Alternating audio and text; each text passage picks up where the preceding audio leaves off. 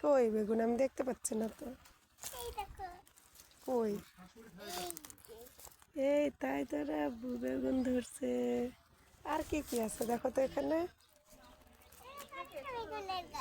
আরেকটা বেগুনের গাছ। আর কি আছে? কিসের? না, এগুলো কিসের গাছ দেখো তো। এগুলো কি? যে দেখো তো কিসের গাছ। যাও।